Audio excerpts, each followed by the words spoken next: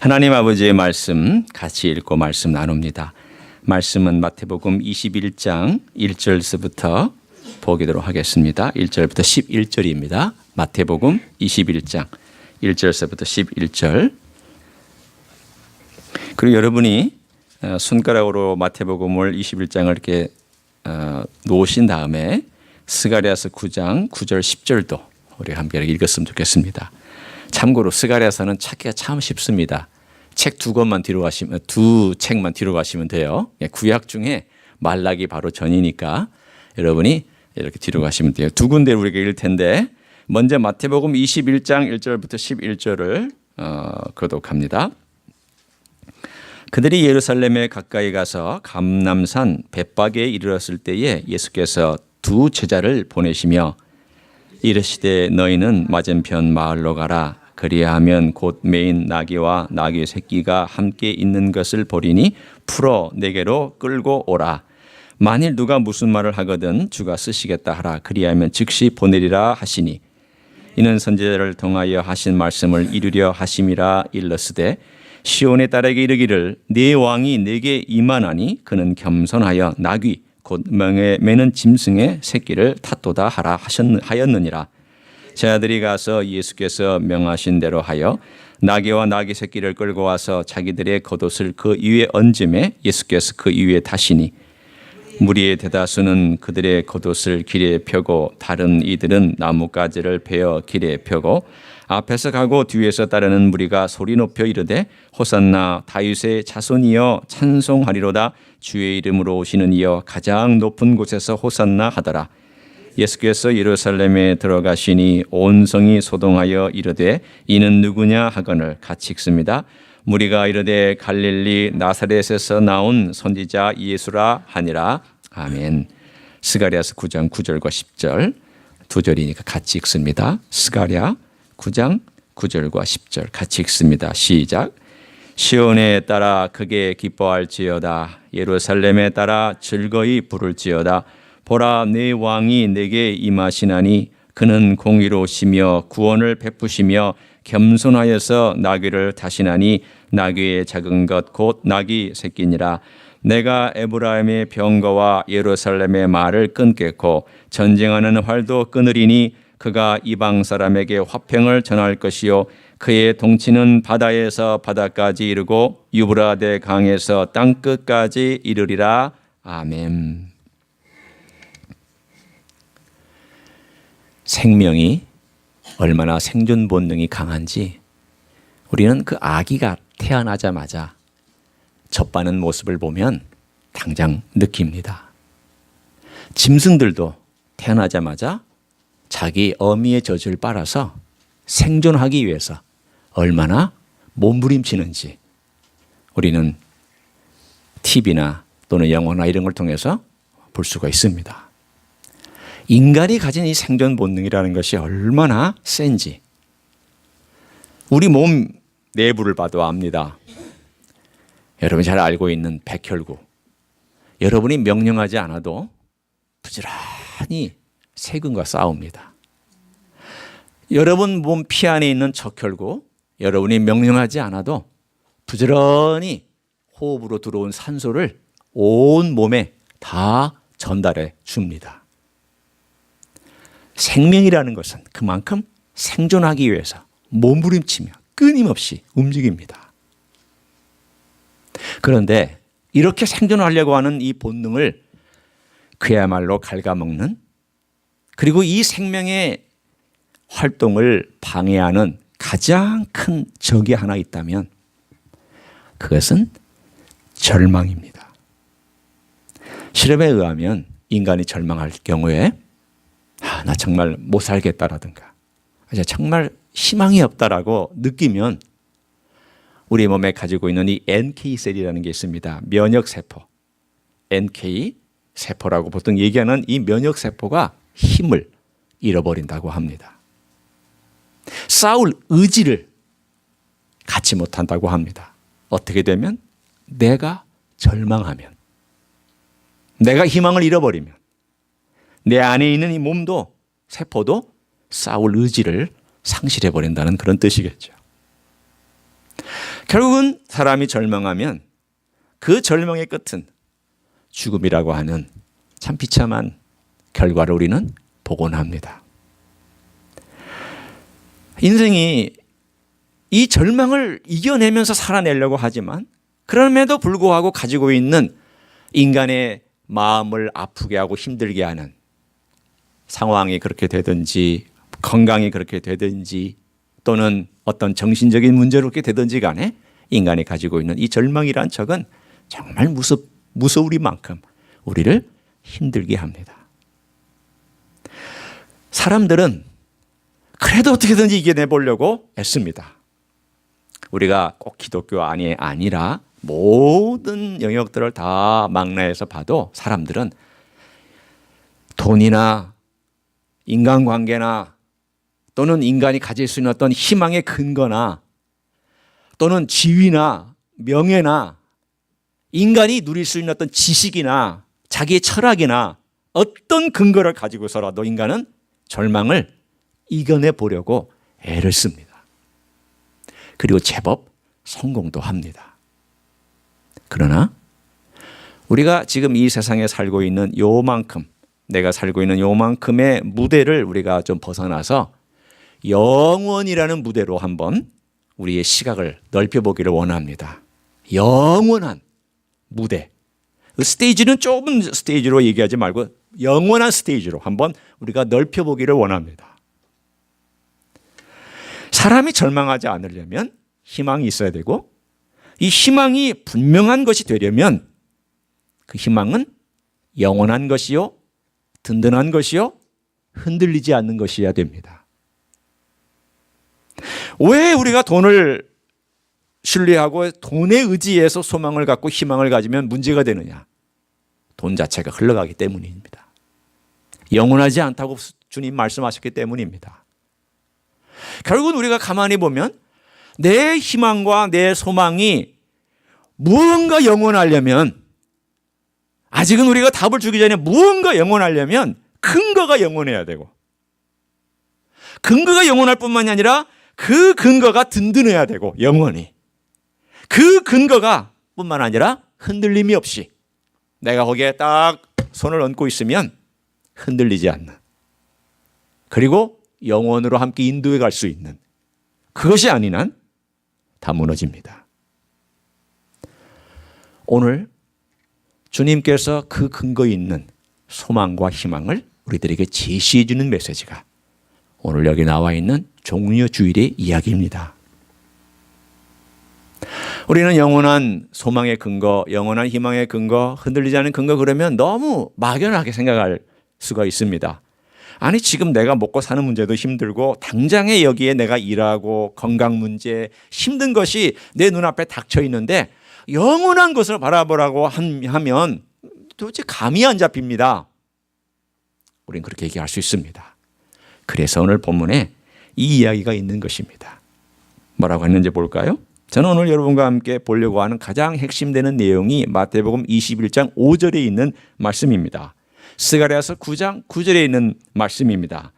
마태복음 21장 5절에 뭐라고 말씀하셨냐면 시온의 딸에게 이르기를 내 왕이 네게 임하나니.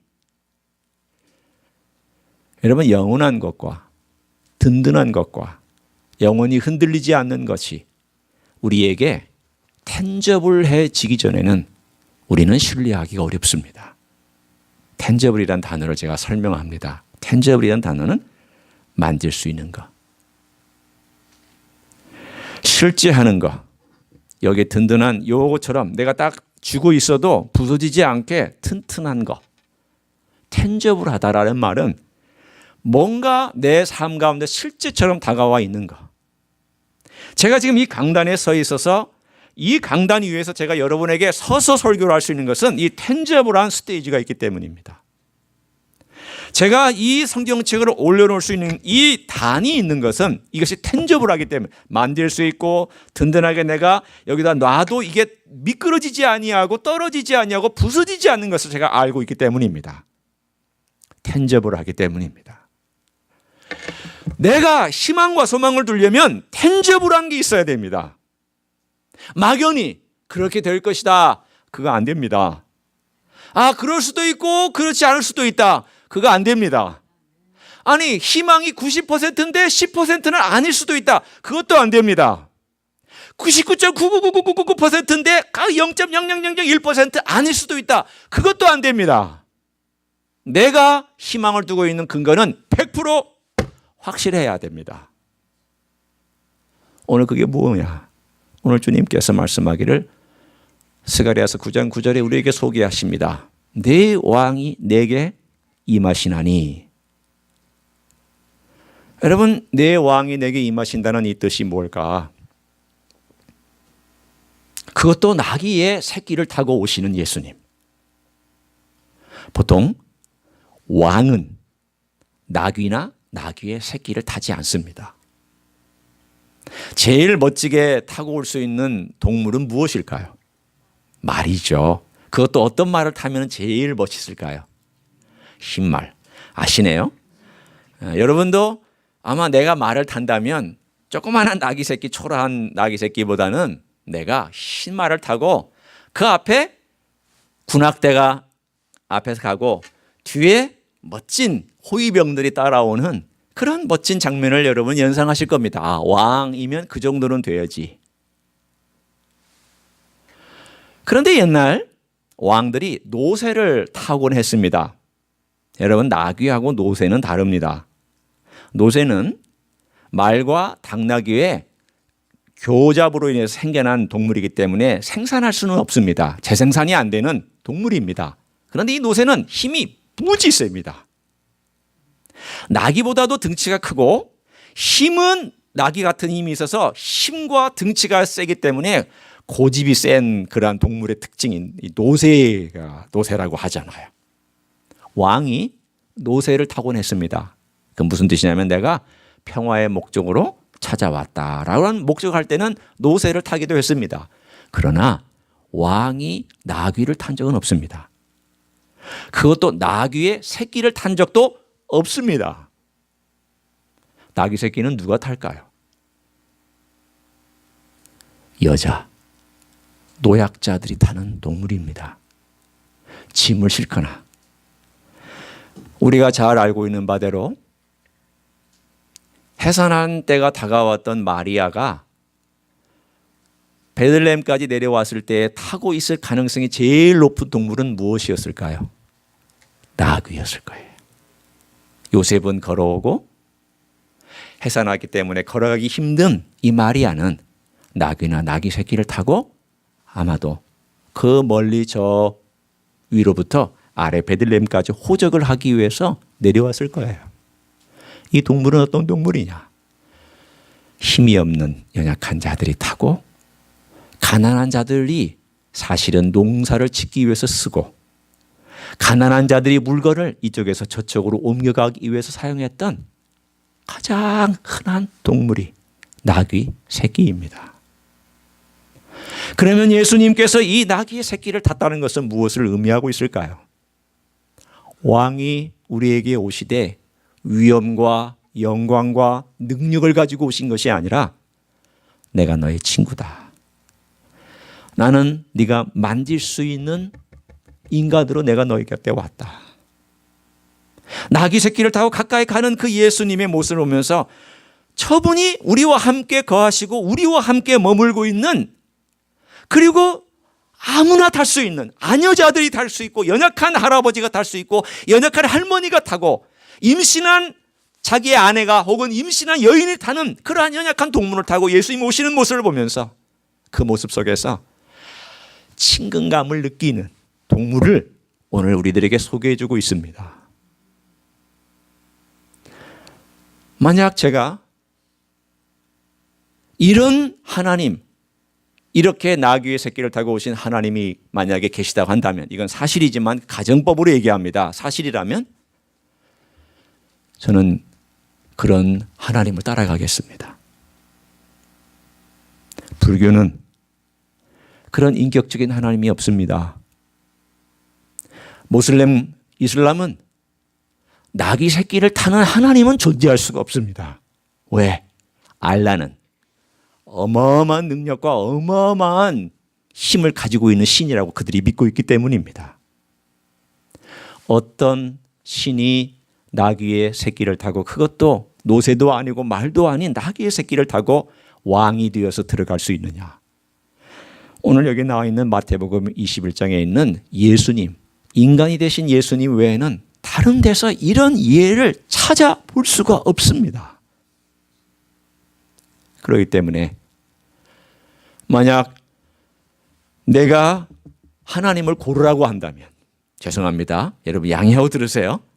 하나님의 대상이 여럿 있습니다. 모슬렘들이 믿는 하나님이 있고, 또 불교가 믿는 나름의 어떤 도가 있고, 유교는 하나님이 있으나 없으나 아무 상관이 없는 이 세상에 있는 현실이 중요하고, 또 기독교가 믿는 하나님이 계시다면 이 넷, 적어도 큰 종교라고 얘기하는 이 넷 중에 누구를 선택할 것이냐? 저는 두말할 리 없이 하나님이시지만, 영원하시지만, 든든하시지만, 그리고 흔들리지 아니하시지만 내 곁에 가까이 와서 텐저블하게 나의 곁에 내가 만날 수 있고 접촉할 수 있는 하나님을 저는 선택하겠습니다.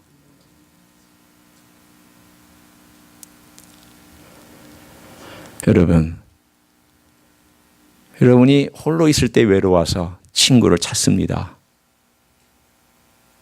그리고 부부는 서로 부부간에 서로 위로하면서 살기도 하고, 부모와 자식은 서로 위로하면서 서로 의지의 대상이 되고 도움도 되고 서로를 도와주는 그런 사람의 관계입니다.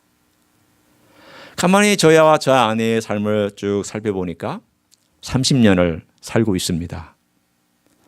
지겨울만도 하죠. 그렇죠? 30년이니까 저보다 오래 사신 분들은 양해하고 들어주세요. 우리 안장로님께서 저를 보고 30년 가지고 뭐 명함을 내느냐고 그렇게 말씀하실 것 같아요.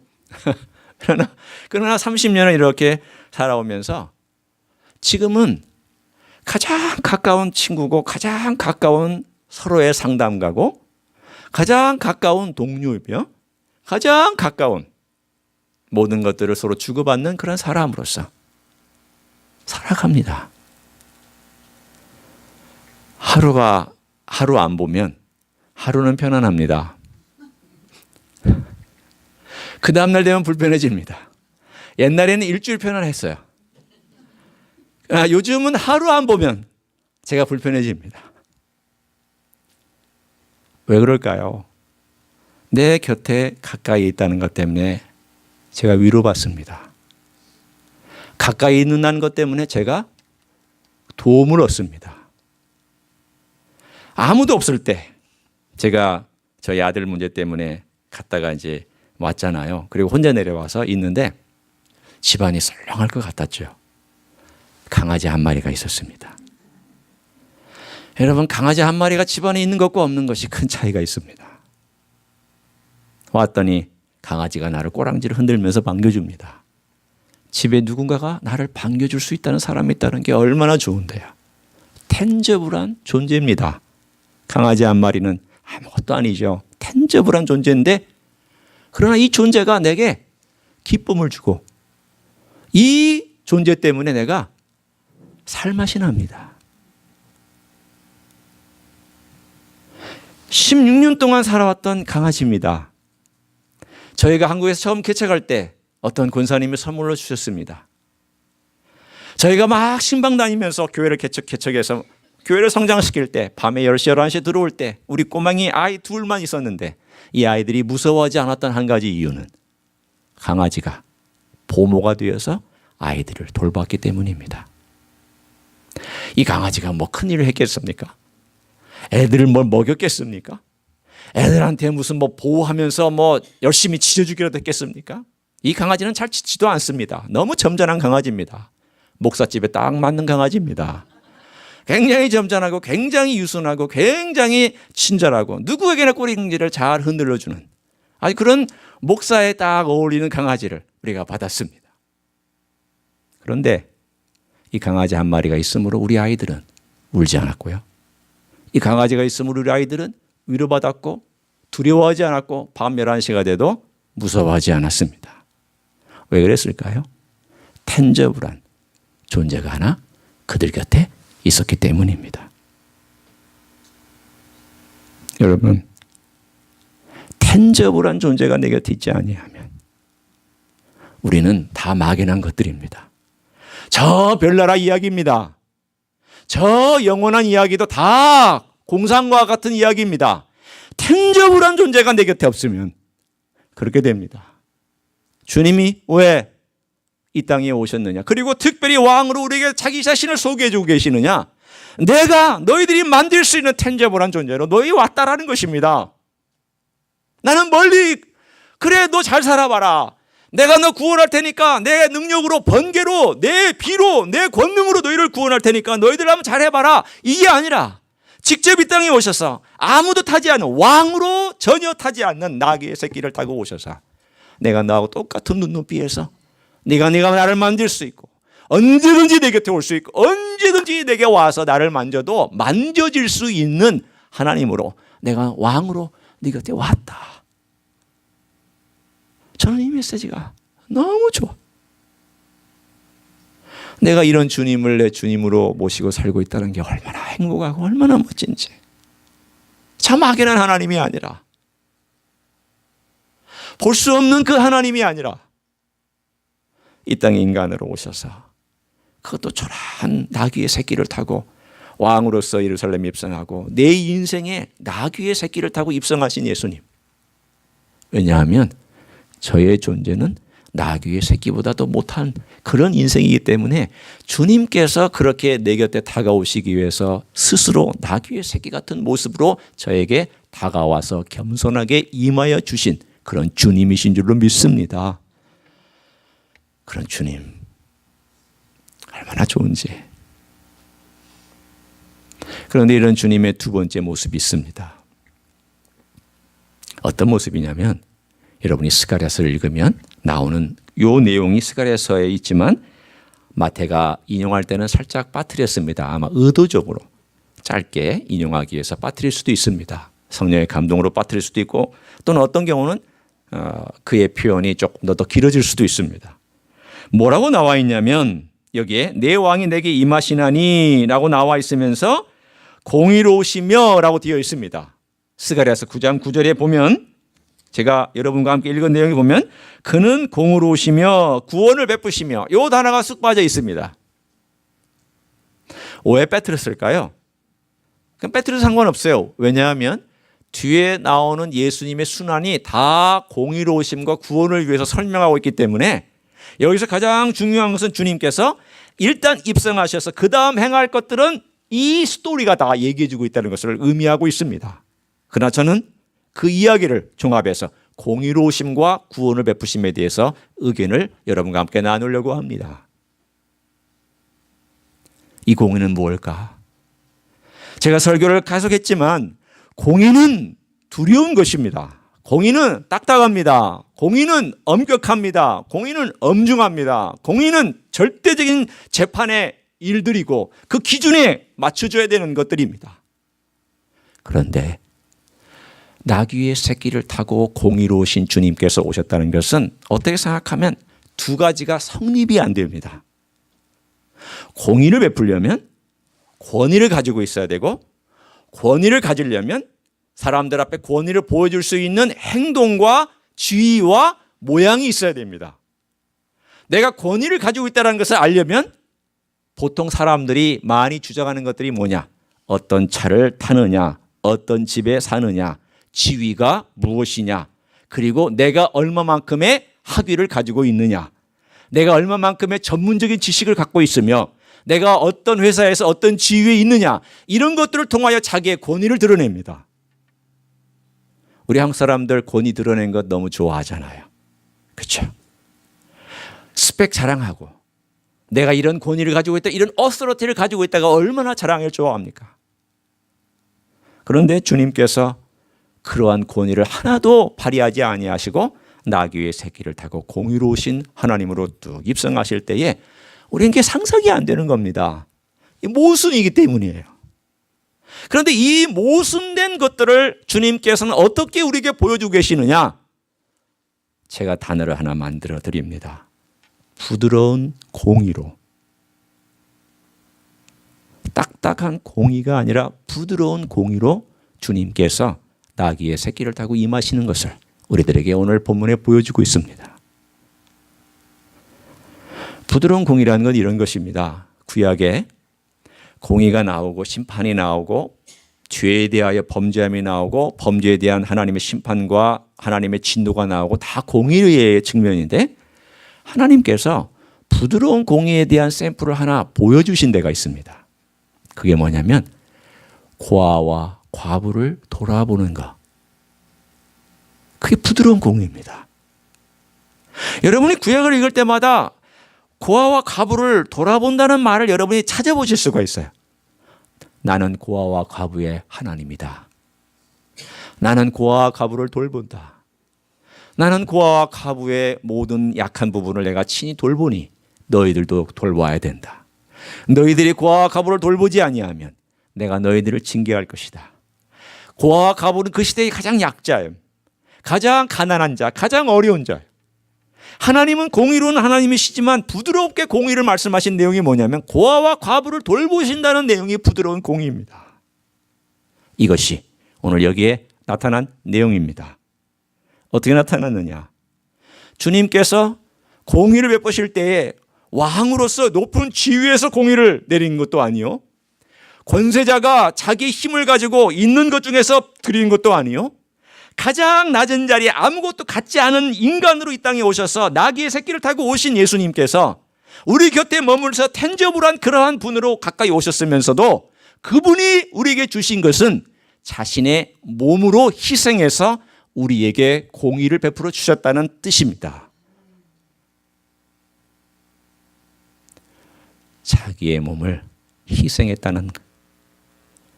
여러분, 텐저블한 희생과 텐저블한 공의의 어떤 일들을 사람들이 보지 아니하면 사람들은 잘 믿지 않습니다.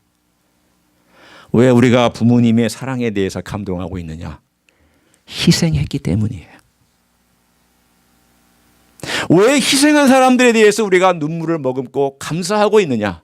희생했기 때문이에요. 그 희생이라는 게 뭔데요? 머리의 생각인가요? 희생이라는 게 단순히 말로만 한 건가요? 그걸 희생이라고 얘기하지 않아요. 아무도 말로만 한 것과 머릿속의 상상과 머릿속으로 감사한 것과 말로 감사한 걸 희생이라고 얘기하지 않아요. 희생은 텐저블한 세크리파이스가 있어야 돼요. 그게 뭐였느냐는 거예요. 있는 중에 내가 돈이 많아요. 내 지갑에 돈이 이렇게 있는데 내가 지금 보니까 내가 여기에 100불이 있어서 100불 중에 오늘 내가 너무 마음이 좋으니까 100불 이렇게 가난한 사람에게 줬다.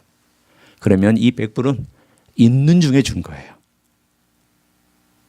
그러나 자기의 몸 전체를 주면 우리는 그것을 뭐라고 그러냐면 희생이라고 얘기를 해요. 내가 있는 중에 주면은 그것은 그 사람이 좀 긍휼을 베풀었다. 은혜를 베풀었다 얘기를 해요. 그러나 내가 내 전체를 다 주면 그 사람은 자기 몸 전체를 통하여서 진짜 은혜를 베풀었고 희생했다라고 얘기를 해요.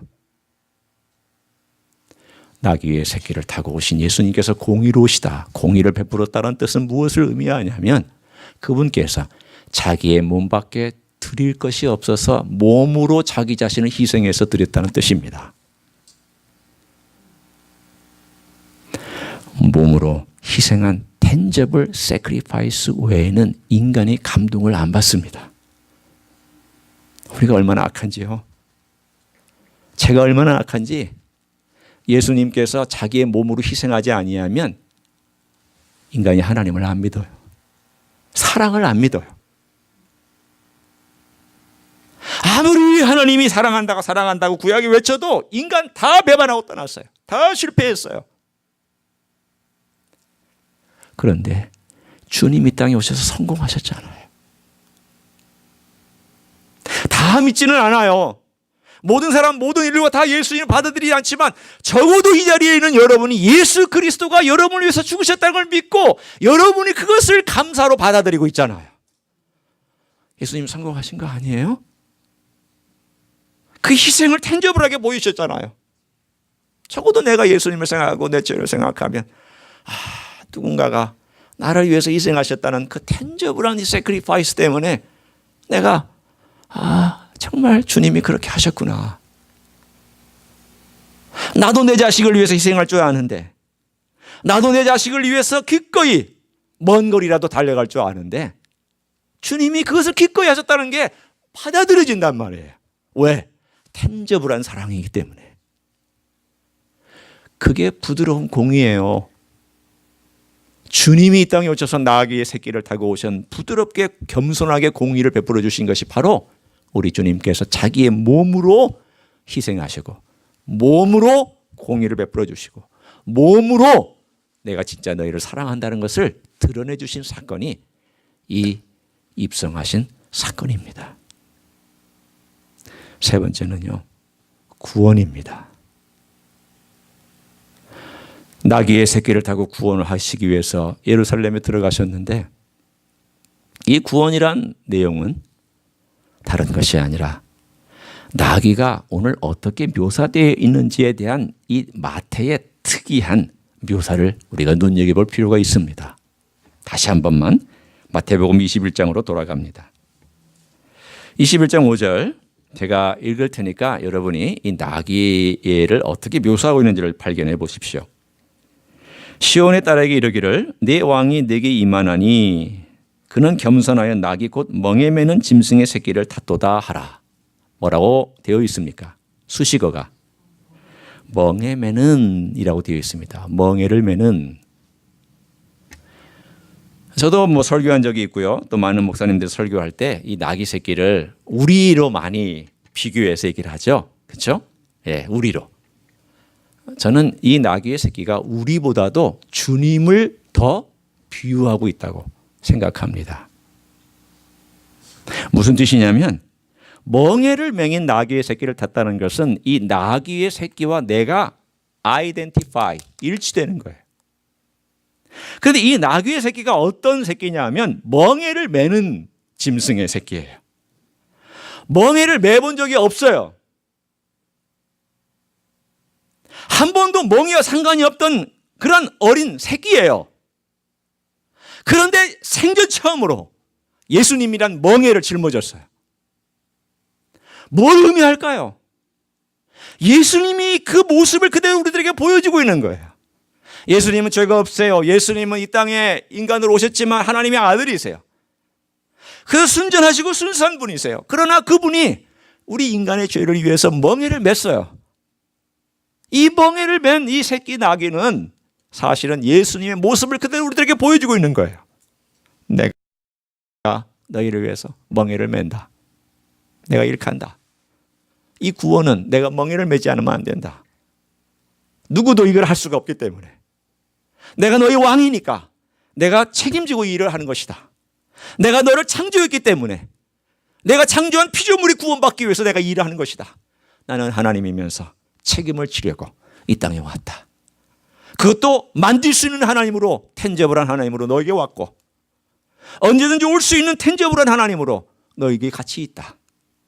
뿐만 아니라 너희들이 내가 부드러운 공의를 위해서 내 몸을 희생하고 내가 기꺼이 주겠다. 내가 너를 사랑하고 내가 너를 지었기 때문이다. 뿐만 아니라 내가 구원을 베푸는 이 구원은 내가 멍에를 맬 것이다. 네 죄도 내가 멍에를 맬 것이고 너의 저주와 너의 잘못도 다 내가 멍에를 맬 것이다. 그러니 걱정하지 마라. 오늘의 주님의 예루살렘 입성의 사건은 예수님의 순환의 이야기를 쫙 하고 펼쳐주시는 예표적인 사건입니다. 우리 곁에 가까이 오셔서 만질 수 있는 예수님. 자기의 몸을 기꺼이 희생해서 부드러운 공의를 베풀어 주신 예수님. 그리고 나를 대신해서 죄의 멍에를 메시고 십자가의 길을 가신 예수님을 오늘 이 나귀의 새끼를 타고 입성하신 예수님의 모습은 그대로 우리들에게 전해주고 있습니다. 여러분이 이런 텐저블한 근거 위에 여러분의 소망과 희망을 딱 두고 있는지 제가 묻고 싶습니다. 지난 수요일 날 아시지만 간단하게 저희 아들에게 일어났던 일을 제가 얘기하고 설교를 마치려고 합니다. 버클리에서 이제 공부하고 있는데 졸업반이에요. 수요일 날 밤에 캠퍼스에 이제 오다 가다가 밤 9시 경쯤에 강도를 만났습니다.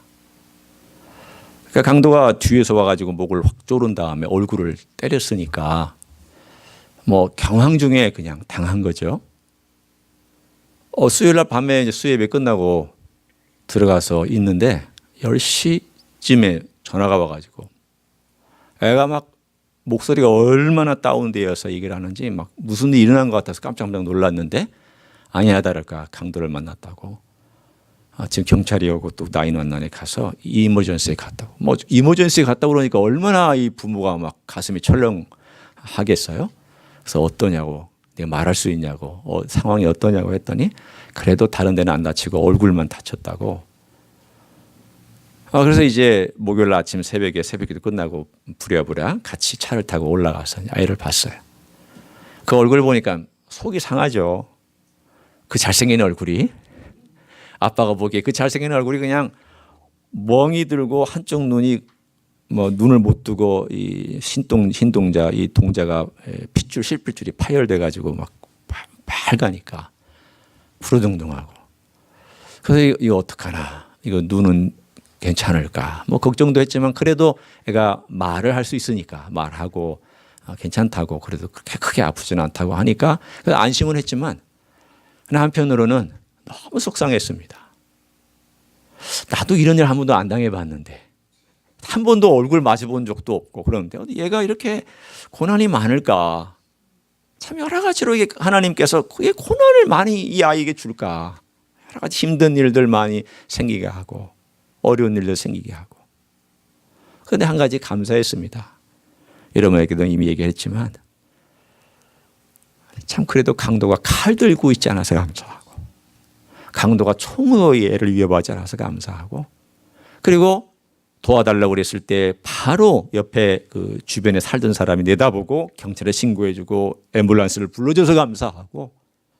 그래서 다행히 이 아이가 크게 그래도 뭐 수술을 해야 된다든가 이런 것 없이 엄마가 어제 밤에 운전하고 데리고 와서 집에 지금 이렇게 쉴 수 있도록 해주신 이 일련의 사건을 보면서 이런 생각을 했습니다.